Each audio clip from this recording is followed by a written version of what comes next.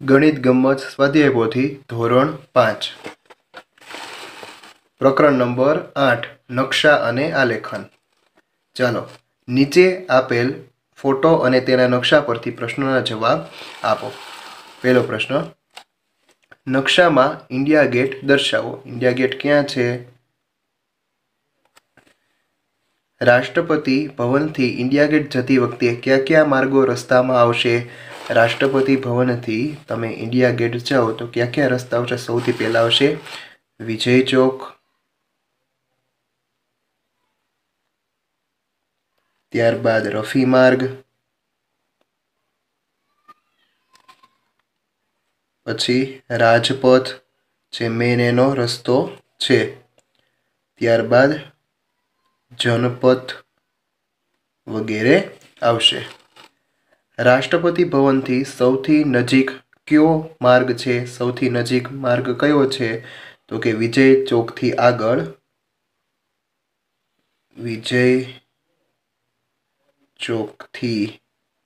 આગળ રફી માર્ગ।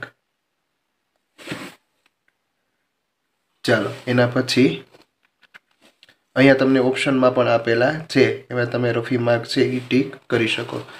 ચાલો એના પછી નેશનલ સ્ટેડિયમથી સૌથી દૂર કયો માર્ગ છે? નેશનલ સ્ટેડિયમ છે એ અહીં આવેલું છે। હવે સૌથી દૂરમાં પેલું જનપથ છે, તિલક માર્ગ છે, તિલક માર્ગ તો અહીં છે સૌથી નજીક, પછી ડૉક્ટર ઝાકિર હુસેન તે પણ અહીં છે, તે પણ નજીક છે, અને ડમાં છે કસ્તુરબા ગાંધી તે પણ અહીં છે। સૌથી દૂર છે એ જનપથ છે। ચાલો એના પછી વિજય ચોકથી સૌથી નજીક શું છે?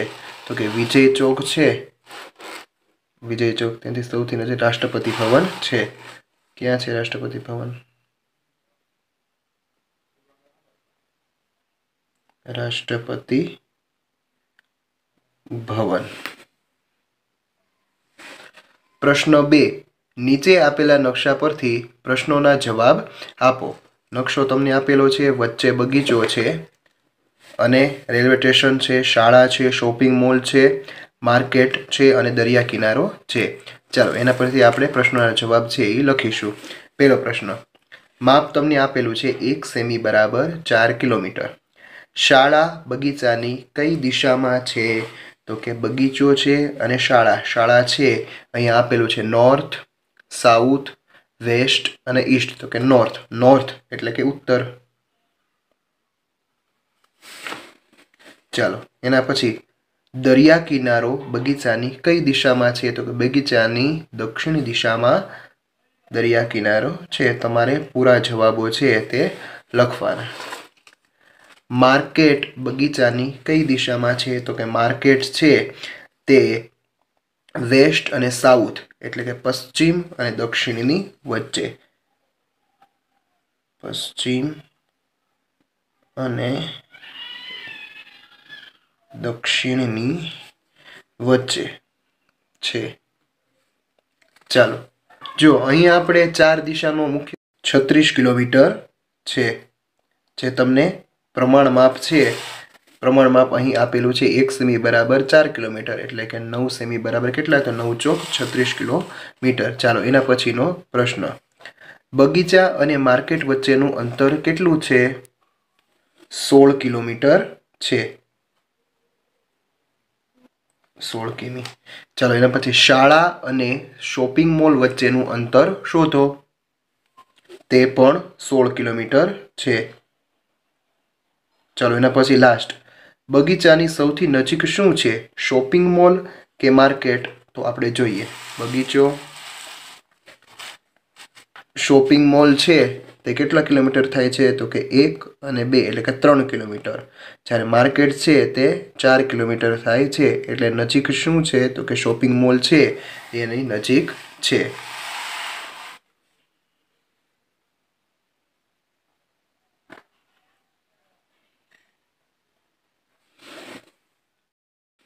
પ્રશ્ન 3, નીચે આપેલા નકશા પરથી પ્રશ્નોના જવાબ લખો। પહેલો પ્રશ્ન, કોમુના ઘરેથી મોહિતના ઘરે જવાનો સૌથી ટૂંકો રસ્તો નકશામાં દર્શાવો। કોમુના ઘરેથી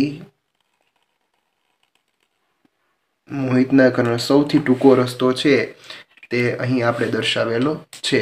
ત્યારબાદ બીજો પ્રશ્ન, મોહિતના ઘરેથી કોમુના ઘરે જવાનો સૌથી લાંબો રસ્તો કયો છે? તો મોહિતના ઘરેથી કોમુના ઘરે જવાનો સૌથી લાંબો રસ્તો આ સર્કલ ફરીને છે. ચાલો એના પછી મોહિત કેટલા રસ્તાઓથી કોમુના ઘરે જઈ શકે? તો કે મોહિત છે એ આ એક રસ્તો, ત્યારબાદ અહીંયાથી બીજો રસ્તો, ત્યારબાદ અહીંયાથી આ ત્રીજો રસ્તો, ત્યારબાદ અહીંયાથી આ ચોથો. 4 રસ્તાથી તે જઈ શકે. ચાલો એના પછી પ્રશ્ન નંબર 4, નીચેનું કોષ્ટક છે તે પૂર્ણ કરો. 1 સેમી બરાબર 1 કિમી, 15 કિમી એટલે 15 સેમી.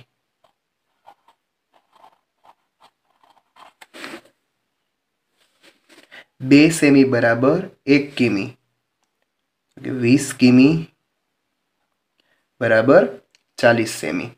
ચાલો ત્યારબાદ 3 સેમી બરાબર 1 કિમી, તો 45 કિમી બરાબર 135 સેમી.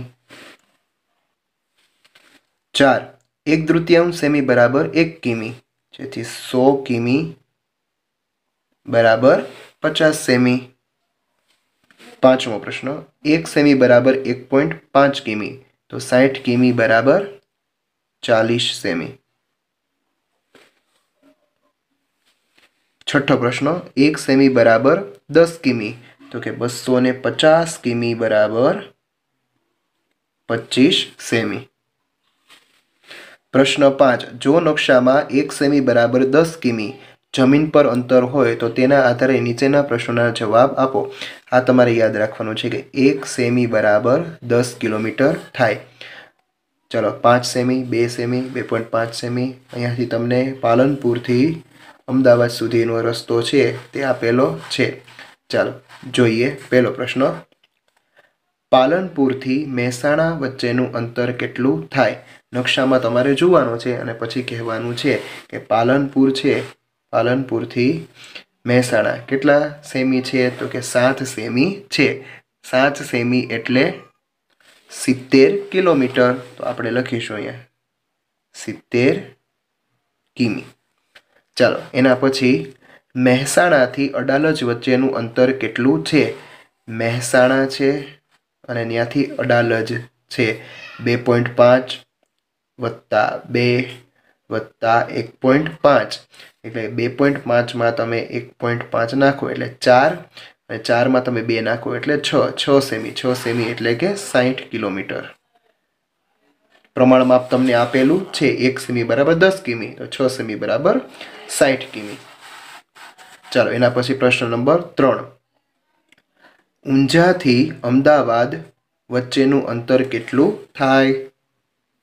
તો ટોટલ માપ છે એ 10 સેમીનું છે. 10 સેમી બરાબર 100 કિલોમીટર થાય. ચાલો એના પછી પ્રશ્ન નંબર 4, નંદાસણથી સુભાષ બ્રિજ વચ્ચેનું અંતર જણાવો. 4.5 સેમી. 4.5 સેમી એટલે કે 45 કિલોમીટર. તમારે પૂરેપૂરા જવાબ છે તમે લખી શકો. નંદાસણથી સુભાષ બ્રિજ વચ્ચેનું અંતર 45 કિમી છે. સમયનો અભાવ હોવાથી આપણે ફક્ત એના જવાબો લખીએ છીએ. ચાલો એના પછી પાલનપુરથી ક્લોલ વચ્ચેનું અંતર જણાવો. 11.5 સેમી એટલે કે 115 કિમી. ચાલો એના પછી કયું અંતર વધારે છે? નંદાસણથી ઊંઝા કે ક્લોલથી અમદાવાદ? નકશામાં જુઓ તો ખબર તમને પડે કે નંદાસણથી ઊંઝા છે એનું કિલોમીટર છે એ કેટલા 45 થાય છે, જ્યારે આના 35 થાય છે. કયું અંતર ઓછું છે? ક્લોલથી મહેસાણા કે નંદાસણથી અડાલજ? નકશામાં જુઓ તો કે નંદાસણથી અડાલજ છે જેનું અંતર છે એ ઓછું છે. પ્રશ્ન 6 અ 1 સેમી માપવાળી ગ્રીડ ચોરસ જાળી પર દોરેલા ચિત્રો 1/3 સેમી માપવાળી ગ્રીડ પર દોરો અને બંને ચિત્રોના ક્ષેત્રફળ શોધો. અહીં તમને એક ચિત્ર આપેલું છે. એ ચિત્ર તમારે વ્યવસ્થિત રીતે સામે 1/3 સેમી માપવાળી ગ્રીડ પર દોરવાનું છે. ચાલો આનું ક્ષેત્રફળ આપણે શોધીએ. આનું જેટલું ક્ષેત્રફળ હશે એનું આપણે અહીં અડધું લઈશું. ચાલો ક્ષેત્રફળ છે અહીં આપણને 1 સેમી માપવાળી આપેલા છે. તો કે 1 2 3 4 5 6 7 8 9 10 11 અને 12. તો આનું ક્ષેત્રફળ 12 ચોરસ સેમી. જ્યારે આ આકાર તમે આ બાજુ દોરો તો આનું ક્ષેત્રફળ છે એ કેટલું આવે? તો કે 6 ચોરસ સેમી. કારણ કે એનું માપ છે તે અડધું લેવાનું છે. અહીં આપણે પૂર્ણ માપ લીધું હોય તેના અડધા છે એ આવે. ચાલો એના પછી આપણે સફરજન છે તેના આપણે ક્ષેત્રફળ આખા ચોરસની સંખ્યા પહેલાં આપણે ગણીશું. આખા ચોરસ છે 1 2 3 4 5 6 7 8 9 10 11 અને 12. 12 છે એ આખા ચોરસ છે વત્તા 1/3 અડધા ચોરસની સંખ્યા છે એનું આપણે ક્ષેત્રફળ અનિયમિત આકાર છે એનું ક્ષેત્રફળ શોધવાનું સૂત્ર છે આખા ચોરસની સંખ્યા વત્તા 1/3 અડધા ચોરસની સંખ્યા. અડધા ચોરસ 1 2 3 4 5 6 7 8 9 10 11 12 13 14 15 16 17 18 19 અને 20. ચાલો 12 એમનમ 2 દાન 10. 12 ને 10 કેટલા થાય? તો કે 32. ચાલો 32 ચોરસ સેમી. જ્યારે આ આકાર છે તમે આ 1/3 જાળીમાં દોરો એટલે કે 16 ચોરસ સેમી. પ્રશ્ન બ 1/3 સેમી માપવાળી ગ્રીડ ચોરસ જાળી પર દોરેલા ચિત્રો 1 સેમી માપવાળી ગ્રીડ પર દોરો. અહીં તમારે ક્ષેત્રફળ શોધવાના નથી. તમારે જે અહીં ચિત્ર આપેલું હોય તે અહીં આપણે દોરવાનું છે. તેવી જ રીતે પ્રશ્ન નંબર 2માં પણ તમને પતંગિયું આપેલું છે તે તમારે મોટા આકારે અહીં દોરવાનું છે. પ્રશ્ન 7માં પણ એ જ રીતે છે. નીચે આપેલા ચિત્રોને 1/3 સેમી માપવાળી તથા 2 સેમી માપવાળી ગ્રીડ લાઇન ઉપર દોરો. અહીં આપેલા ચિત્રો છે એને તમારે અહીં દોરવાના છે અને ત્યારબાદ એની સામે જે 2 સેમીની ગ્રીડ લાઇન છે તેના ઉપર તમારે દોરવાના છે. પ્રશ્ન નંબર 8 નીચે આપેલા ભારતના નકશા પરથી પ્રશ્નોના જવાબ આપો. તમને ભારતનો નકશો અહીં આપેલો છે. નીચે છે એ પ્રશ્ન આપેલા છે. ચાલો ઉત્તરમાં સ્થિત 4 રાજ્યોના નામ જણાવો. આ ઉત્તર દિશા છે, નીચે દક્ષિણ છે, અહીં પશ્ચિમ છે અને અહીં પૂર્વ છે. ચાલો આ 4 દિશા પરથી આપણે પહેલા જોઈએ ઉત્તર. તો ઉત્તરમાં સ્થિત 4 રાજ્યોના નામ લખો. લદ્દાખ અને જમ્મુ કાશ્મીર છે આ બંનેને કેન્દ્ર શાસિતનો દરજ્જો મળેલ છે એટલે આપણે હિમાચલ પ્રદેશ લખીશું, પંજાબ, ઉત્તરાખંડ અને હરિયાણા. હિમાચલ પ્રદેશ, પંજાબ, હરિયાણા અને ઉત્તરાખંડ. ચાલો ત્યારબાદ દક્ષિણમાં સ્થિત 4 રાજ્યોના નામ જણાવો. પેલું છે કેરળ, તમિલનાડુ, આંધ્રપ્રદેશ અને કર્ણાટક.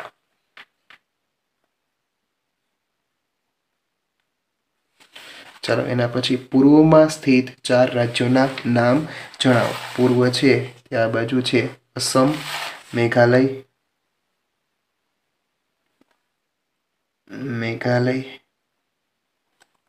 નાગાલેન્ડ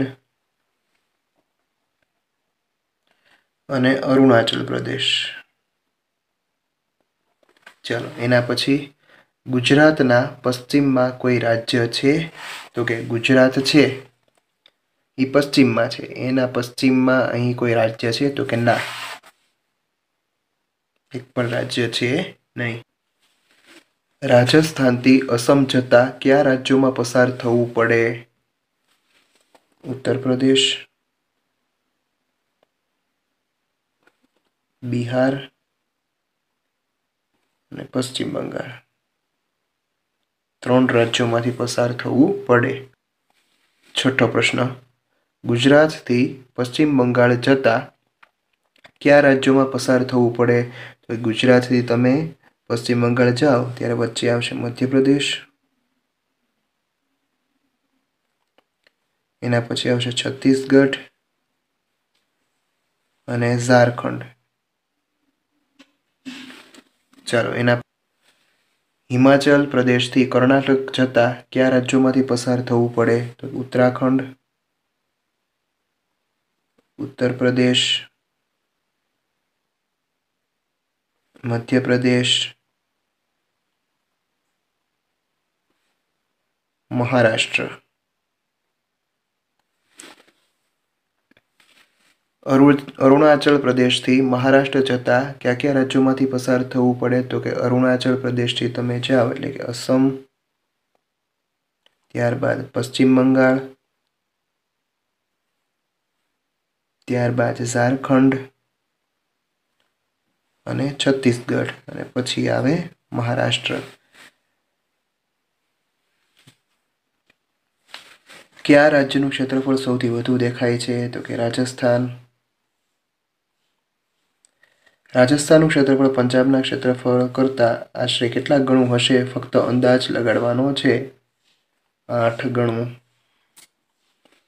નીચેનામાંથી કયા રાજ્યનું ક્ષેત્રફળ સિક્કિમથી લગભગ 8 ગણું છે? ઉત્તર પ્રદેશ, ત્રિપુરા, મહારાષ્ટ્ર કે હિમાચલ પ્રદેશ? મહારાષ્ટ્ર અને ઉત્તર પ્રદેશ છે એ મોટા રાજ્ય છે, જ્યારે ત્રિપુરા અને હિમાચલ પ્રદેશ જોઈએ તો ત્રિપુરા છે એ સિક્કિમ કરતાં થોડુંક મોટું છે, એટલે કે લગભગ 3 ગણું, જ્યારે હિમાચલ પ્રદેશ છે એ તેનાથી 8 ગણું છે એ મોટું હોઈ શકે. પ્રશ્ન 9, નીચે શાળાને ઉપરથી જોતા ટોપ વ્યૂ કેવી દેખાય છે તેનો નકશો 1 અને શાળાના દરેક વર્ગખંડ ઉપરથી જોતા તે કેવા દેખાય છે તે નકશો 2 આપેલા છે. તેના પરથી પ્રશ્નોના જવાબ આપો. આ નકશો 1 છે અને એની પાછળ છે એ તમને નકશો 2 આપેલો છે, તેના પરથી તમારે જવાબ આપવાના છે. નકશો જુઓ. બ્લેકબોર્ડ, ડિસ્પ્લે બોર્ડ, અલમારી, 2 બારી, પાટલી, દરવાજો અને નોટિસ બોર્ડ.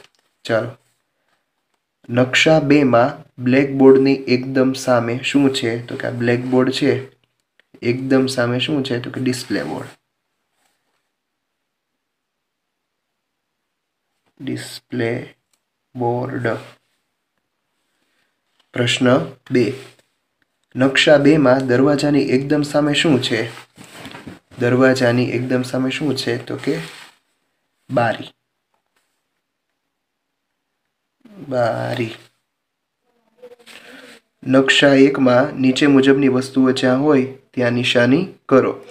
ધોરણ 3A 4 અને 8માં બ્લેકબોર્ડ, ધોરણ 4 2 અને 10માં તિજોરી, ધોરણ 3B માં 5 અને 6Bમાં નોટિસ બોર્ડ અને ધોરણ 1માં 6 અને Aમાં અને 9માં ડિસ્પ્લે બોર્ડ. તો તમારે નકશા 1માં છે એ તમારે એના નિશાન કરવાના છે. ચાલો, એના પછી હા કે નામાં તમારે જવાબ આપવાના છે. ધોરણ 3માં બેઠેલો વિદ્યાર્થી રમતનું મેદાન જોઈ શકશે? તો કે ના, રમતનું મેદાન જોઈ શકે નહીં, કારણ કે રમતનું મેદાન છે એ બીજી બાજુ છે. એ બાજુ છે એ વર્ગખંડની પાછળ છે, જેથી તે મેદાન જોઈ શકશે નહીં. ધોરણ 6Aમાં બેઠેલો વિદ્યાર્થી શાળાનો મુખ્ય દરવાજો જોઈ શકશે? ના. ધોરણ 8માં બેઠેલો વિદ્યાર્થી હોલ છે તે જોઈ શકશે? તો કે ના.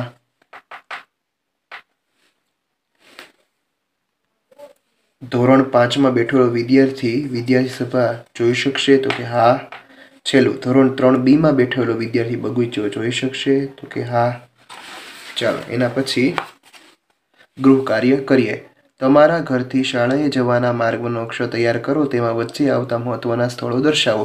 અહીં ઘર અને શાળામાં જે વચ્ચે જે તમારા ગામમાં જે આવતા હોય, તમારા શહેરમાં જે આવતા હોય એ સ્થળોના નામ છે એ તમારે અહીંયા દર્શાવવાના છે. ચાલો, એના પછી તમારી શાળાના મુખ્ય દરવાજાથી તમારા વર્ગખંડ સુધીના માર્ગનો નકશો તૈયાર કરો. તેમાં વચ્ચે આવતી જગ્યાઓ છે એ તે દર્શાવો. તો કે અહીં તમે તમારો જે ગાર્ડન છે ગાર્ડન છે, દરવાજો છે, પછી બધા સભાગૃહ છે, પછી વર્ગખંડો છે, લોબી છે, પછી ફુવારો છે, આ બધું છે એ તમારે તમારી શાળાનું છે એ અહીં દર્શાવવાનું છે. એના પછી નીચે આપેલા સભાગૃહના નકશાની જુદી જુદી જગ્યાઓના ક્ષેત્રફળ શોધો અને પ્રશ્નોના જવાબ આપો. ખાસ ધ્યાન રાખજો, 1 સેમી બરાબર 3 મીટર તમારે લેવાનું છે. ચાલો, ધારો કે બગીચાનું ક્ષેત્રફળ શોધવું હોય તો કે 1, 2, 3 અને 4, એટલે કે 1 સેમી બરાબર 3 મીટર, તો 4 સેમી બરાબર 4 તેરી 12 મીટર. ચાલો આપણે હવે પ્રશ્નના જવાબ જોઈએ. સભાગૃહનું ક્ષેત્રફળ છે કેટલું થાય તો કે 9 ચોરસમાં આપેલું છે, એટલે કે 27 9 તેરી 27 ચોરસ મીટર. ચાલો એના પછી ખંડનું ક્ષેત્રફળ છે તે 6 ચોરસમાં આપેલું છે, એટલે કે 6 તેરી 18 ચોરસ મીટર. ચાલો એના પછી ગેલેરીનું ક્ષેત્રફળ છે એ 3 ચોરસમાં આપેલું છે, એટલે 3 તેરી 9 ચોરસ મીટર. ચાલો એના પછી બગીચાનું ક્ષેત્રફળ છે એ 4 ચોરસમાં ઢંકાયેલું છે, એટલે 4 તેરી 12 ચોરસ મીટર. ચાલો એના પછી પાર્કિંગનું ક્ષેત્રફળ, તો પાર્કિંગનું ક્ષેત્રફળ છે એ ટોટલ સૌથી મોટું હતું કે 16 ખાનામાં દર્શાવેલું છે. અહીં આપણે આપેલું છે 16 ખાના છે, એટલે કે 1 સેમી બરાબર 3 મીટર, તો 16 સેમી બરાબર 48 ચોરસ મીટર. ચાલો એના પછી કોનું ક્ષેત્રફળ સૌથી વધારે છે? હમણાં જ આવ્યું પાર્કિંગનું. પાર્કિંગનું ક્ષેત્રફળ છે જે સૌથી વધારે છે. જેના પછી કોનું ક્ષેત્રફળ સૌથી ઓછું છે? તો સૌથી ઓછું છે તે ગેલેરીનું છે. ગેલેરીનું ક્ષેત્રફળ. ચાલો એના પછી ખંડના ક્ષેત્રફળ કરતા સભાગૃહનું ક્ષેત્રફળ કેટલા ગણું છે? તો કે 3 ગણું છે. ચાલો એના પછી બગીચાના ક્ષેત્રફળ કરતા પાર્કિંગનું ક્ષેત્રફળ કેટલા ગણું છે? તો કે 4 ગણું છે. ચાલો અહીંયા આપણે કેટલા ગણું છે એટલે આપણે 3 ને 4 છે એ સંખ્યામાં લખ્યા. હવે જો ગેલેરીનું ક્ષેત્રફળ સભાગૃહના ક્ષેત્રફળના કેટલા ભાગ બરાબર છે? ભાગ એટલે તમારે અપૂર્ણાંકમાં એને દર્શાવવાના. જો ગેલેરી અને સભાગૃહ, અહીંયા આપણી ગેલેરી છે 1, 2 અને 3, સભાગૃહ છે 1, 2, 3, 1, 2, 3, 4, 4 તેરી અને 12, એટલે કે 3 ચોક 12, એટલે કે 1/4 ભાગ બરાબર છે. તો આ હતું તમારું ધોરણ 5નું નકશા અને આલેખન